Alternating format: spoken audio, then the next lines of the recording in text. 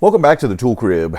In my last video, I did a modification to my Surge, wherein I added this portion here, which is a cable cutter, and it ended up working out pretty good. I drew inspiration to do that from a Victorinox Swiss Tool Spirit X, which is a very, very good tool in its own right, but it has functions on it that I always wished were on the Surge, so I decided to do it, and I was quite surprised at how well it turned out. So I decided that I'm going to make an attempt to build my perfect multi-tool, and it's going to mean changing some parts, using a Super Tool 300 as a donor tool in order to get some of the things that I want on here. So first of all, one of the things I want to change is probably going to be in this blade, much like they do in the Charge series of tools. I don't know, I'll probably save this one for last because it's going to be the most technically challenging to get it all done correctly, and I may end up skipping it. I don't know. On this tool, I still got more to modify because I've decided that because I cut this in here, I feel like it's going to weaken it as a pry tool. So I'm going to end up grinding this down further, or sanding it down a lot further actually, and I'm going to make this a chisel point on the front, much like is on the Victorinox. Now they also have a little box cutter front on the side of that particular tool. I don't know that I'm going to do that. I think I'm going to try to integrate a box cutter, but I don't know that I'll do it in that tool. I haven't completely decided.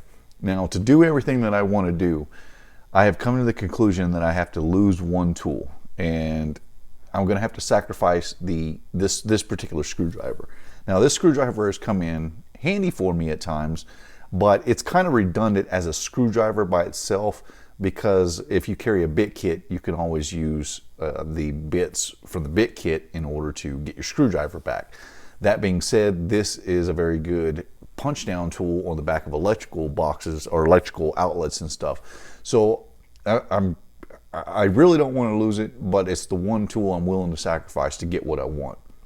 Now, because I put this in here, I've taken out the regular pry bar. Well, I'm going to be putting it back in, only I'm going to be moving it to the other side. I never understood why Leatherman didn't put their two screwdrivers on the same side.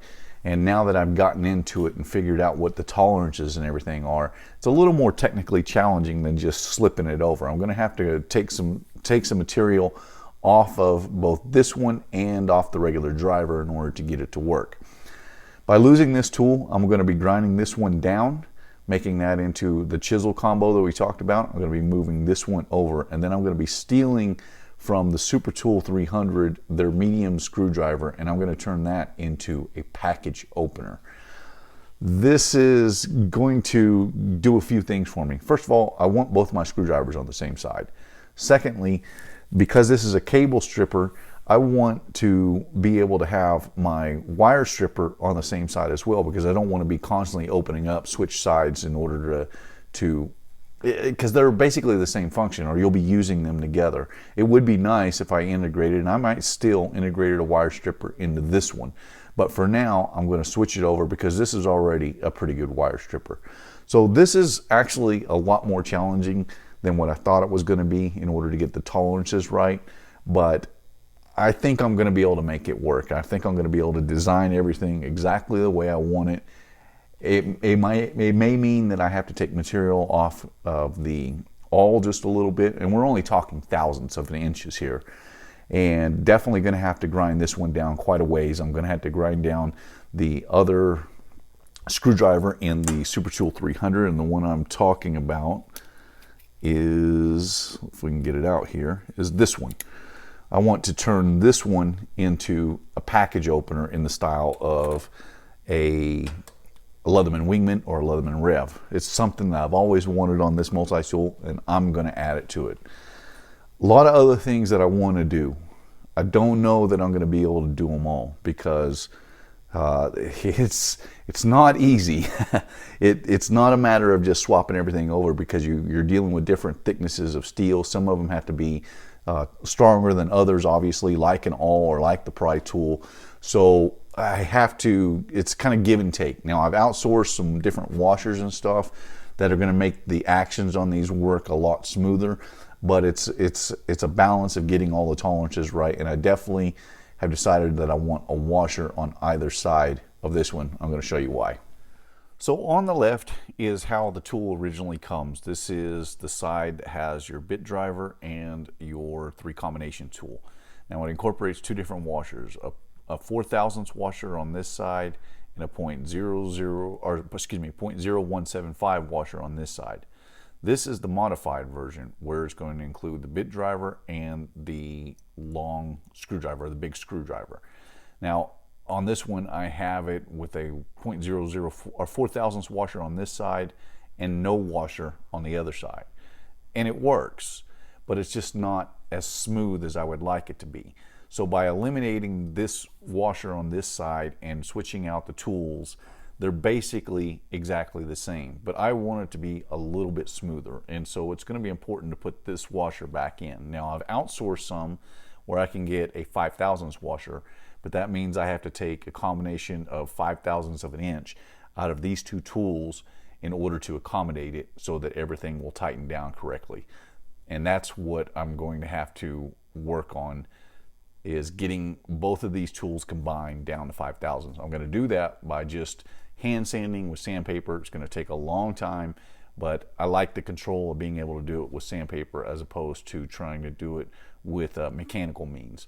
So it's a little tedious, but the end result should be worth it.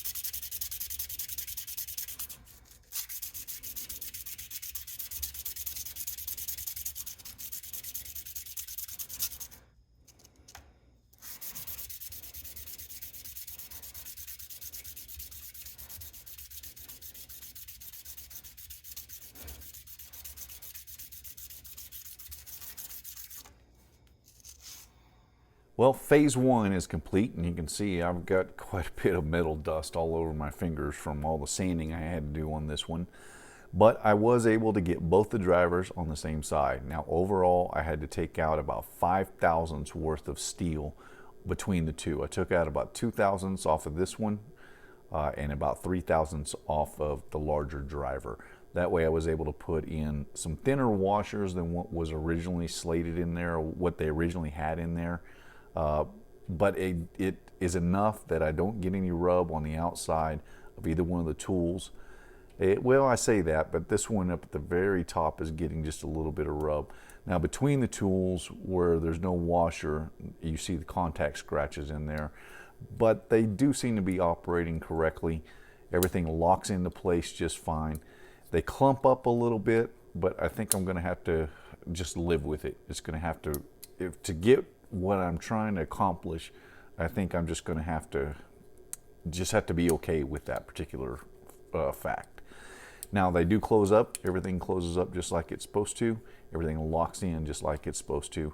And now it's time to move over to the other side, where we're going to be actually adding a tool to this side. We're going to have a lot of work to do over here in order to make this work, but I think it's going to be worth it in the end. I need to throw in a little bit of an edit here.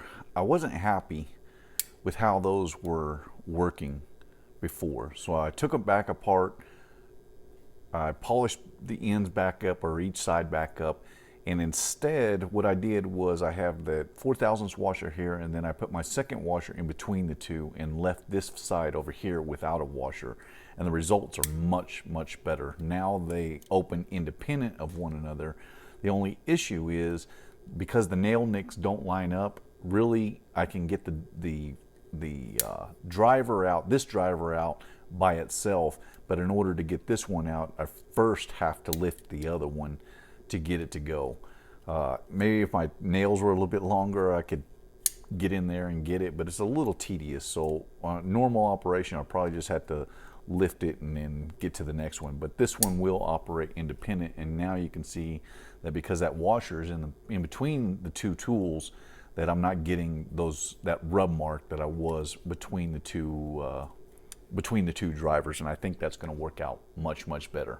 Well, phase one is complete, and I got my drivers on the same side, which is something I wanted to do, and I got the tolerances right by moving those washers around, and I think it's going to work out well. I like the way it's fitting, and it's even going to work just a little bit better when I get those phosphorus bronze washers in here. Hopefully the action will be just a little bit smoother yet. On the other side, my thought process is kind of changing, ever evolving. Originally, I was going to put a package opener, which one I was going to have to build to put it in here. But now I'm thinking I might, because I have the T-shank adapter in the Surge, I might just integrate it and cut it, this particular one that came out of the Rev, and just make it an adapted piece where it would go into the T-shank adapter and be able to use it like that. I'm still going to have to reprofile the awl a little bit. I still need more work on this tool to put a chisel tip on it, maybe a box cutter on it as well. I still have to put this tool back in, which means these are going to be ground down to allow for fitment of this tool to go back in. And here I can either reprofile this screwdriver, leave it in there. I think it's kind of overbuilt the way it is for the size of the screwdriver, or I could switch it out for a completely new tool, or I could go back with a micro driver. A number of different things I can do there. Haven't completely decided what I want to do. So if you guys have some thoughts or some ideas on what you think might be best in there, just leave them in the comments below. Love to hear what you think. My name is Ben. You've been watching the Texas Tool Crib, and I appreciate you watching, and I'll see you in the next one.